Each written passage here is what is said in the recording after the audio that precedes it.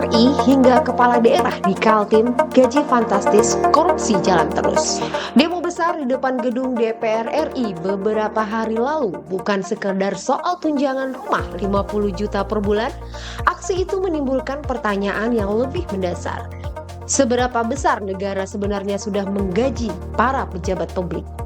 Dari DPR, menteri, wakil menteri, direksi BUMN, hingga kepala daerah, angka resmi dalam peraturan menunjukkan jumlah yang fantastis. Ironisnya, meski digaji besar, korupsi tetap marak. Jika gaji besar tak membuat pejabat jujur, berarti masalahnya bukan pada angka, melainkan pada mentalitas, integritas, dan moralitas orang yang duduk di kursi kekuasaan. Ambil contoh DPR RI. Polemik tunjangan rumah 50 juta per bulan memicu protes 25 Agustus. Baru setelah ricuh, pimpinan DPR menjelaskan tunjangan itu hanya berlaku setahun. Oktober 2024, Oktober 2025. Sebagai angsuran kontrak rumah 5 tahun. Penjelasan yang datang terlambat itu tak mampu meredam kemarahan publik.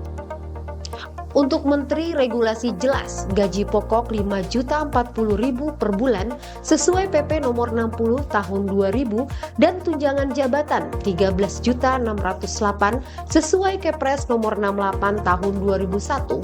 Total 18.648.000 per bulan. Belum termasuk rumah dinas, kendaraan, layanan kesehatan, dan dana operasional. Sesuai PMK nomor 268 garing PMK 05 tahun 2014. Wakil Menteri bahkan mendapat tunjangan sekitar 11,5 juta per bulan atau 85% dari Menteri dan hak keuangan 135% dari tunjangan kinerja eselon 1A meski tanpa gaji pokok sesuai PMK nomor 176 tahun 2015. Di BUMN, penghasilan direksi dan komisaris bisa ratusan juta hingga miliaran rupiah per bulan. Diatur melalui Permen BUMN terbaru yakni per 12 garing MBU garing 11 garing 2020 dan per 3 garing MBU garing 03 tahun 2023. Hal serupa terjadi di daerah gubernur, bupati, dan wali kota termasuk di Kalimantan Timur. Memiliki gaji pokok relatif kecil yakni 3 juta atau gubernur 2,1 juta untuk bupati atau wali kota.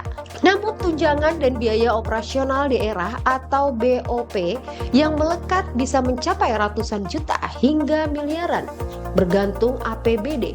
Tak heran banyak kasus korupsi kepala daerah di Kalimantan Timur maupun daerah lain justru bersumber dari dana operasional dan kewenangan anggaran. Singkatnya, negara sudah membayar mahal gaji pokok, tunjangan fasilitas hingga dana operasional. Teori lama bahwa menaikkan gaji akan menekan korupsi sudah lama diuji. Namun faktanya KPK tetap menangkap pejabat yang bermain di balik meja. Inilah yang membuat demo meledak. Publik melihat ketimpangan yang telanjang.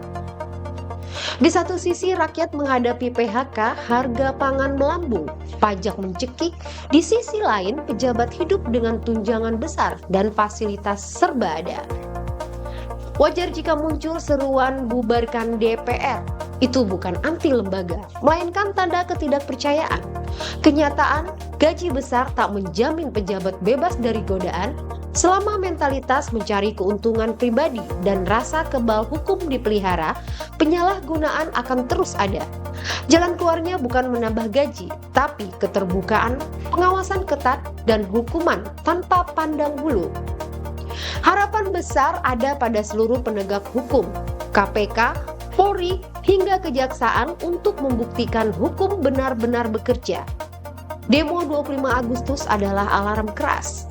Negara tak cukup hanya memberi klarifikasi, tapi perlu langkah nyata.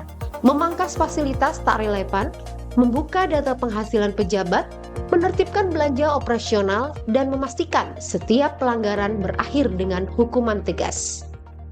Korupsi di negara ini bukan soal kurang gaji, melainkan soal kerakusan, dan rakyat sebagai pihak yang membayar berhak menuntut akuntabilitas dari pejabat yang sejatinya hanyalah pelayan, bukan majikan. Demikian catatan Pimret Media Kaltim Agus Susanto. Terima kasih dan sampai jumpa.